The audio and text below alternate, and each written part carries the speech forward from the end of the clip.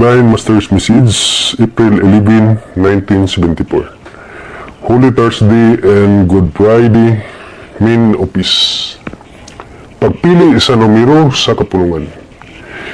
Kining mga adlaw karon, adlaw sa pagtukaw, busa man nga ni mga igsoon ko nga ang atong pundok sa wala pa kinimugna ang gitawag og PBMA.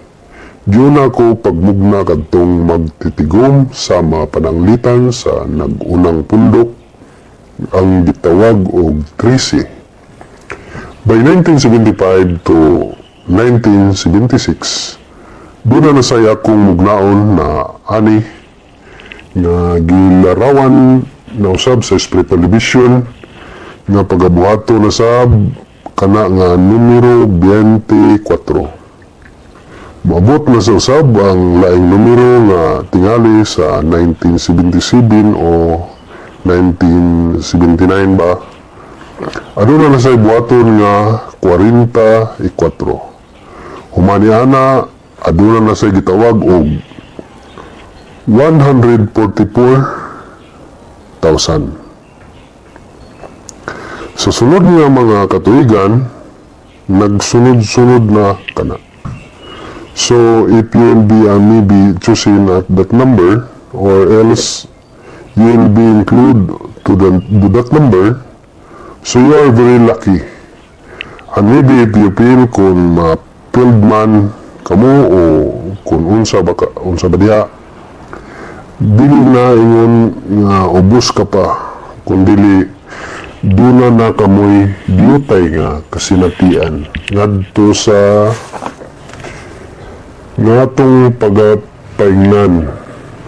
Busa paninggamutan ka na ninyo kabong mga misyonaryo sa PBMA. Ang buot ko'y pasabot nga ang atong dignidad, atong pangtitigan.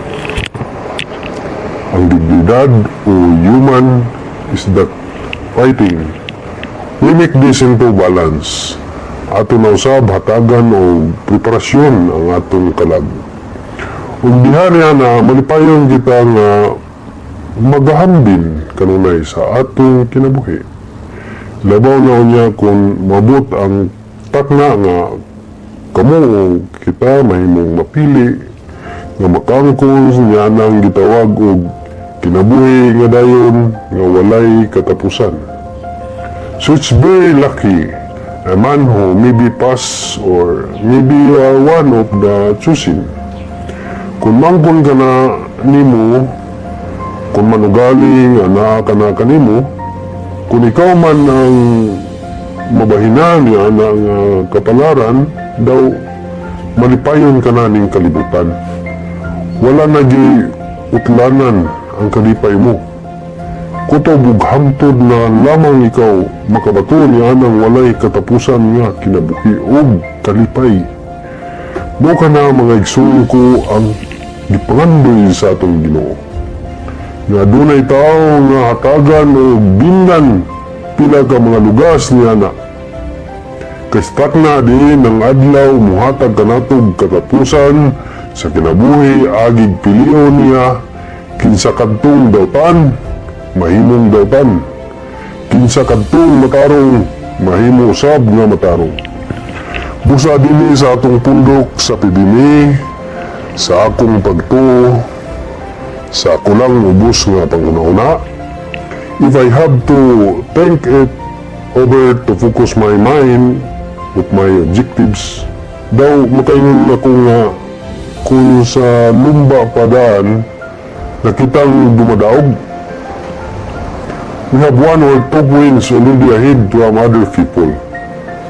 The way I look at or I observe after my inspection sa mga hilit-hilit nga mga dapit sa spiritual nga panahon, the Spiritual Division matod pa nila walay laing bandila nga nagpakayab sa pagkakaroon nga mga pundok aron pagpaila sa misyon sa atong Ginoo sa kaniadtong mga nangagi mga adlaw gawas lamang sa PBMA nga mga tao.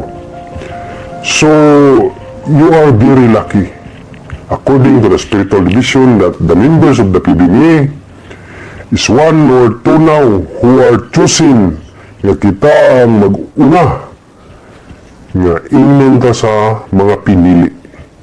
Mo ka na ang akong mga impormasyon na karong gihatag ko kaninyo ning tuig sa 1974. Mga igsoon ko, kung natuuron man sa atong Ginoo nga tapuson niya ang kinabuhi sa tao, pinasikad sa pagpili sa dautan o matarong. Kung ikaw ang mapili nga matarong, aduna ka na'y adlaw nga taas nga makapuyo kanining kalibutan nga gibilin ka nato sa atong Ginoo. Mao ka na, mga igsoon ko, ang matamis.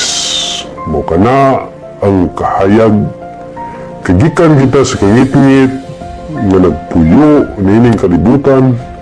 Ana kanimo ang tibuok nga kalipay sa imong kasing-kasing.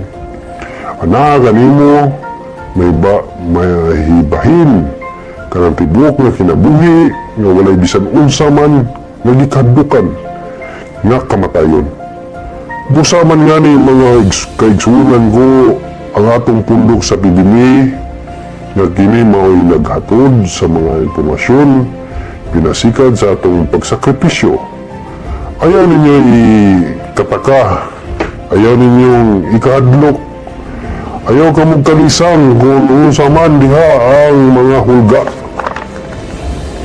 Kay sa akong pagtuo, ang atong amahan, anak ninyo, ug aniya kanako. Mo ka na ang akong pagtuo. Kapanianang tanan ng mga igsoon ko, kumuban ka mo sa akong pagtuo, kitang tanan magmalipayon. Busa kung unsa man ka ng inyong madawat nga mga pagbiyay-biyay, ayaw ninyong kalisangi. Ayaw sab ka mo pagbaton sa pagdumot kanila. Samtang ka mo gibiyay-biyay o dito inyong ipadungog sa takna nga din sa atong tulumanon sa pangadyi. Dito'y padungog ninyo sa inyong pagsangpit ngadto sa Ginoo nga unta ka nang nagbiyay-biyay. Madawat dito, muabot ka niya, iyawat na lang, buhaton niyang kwintada o handumanan.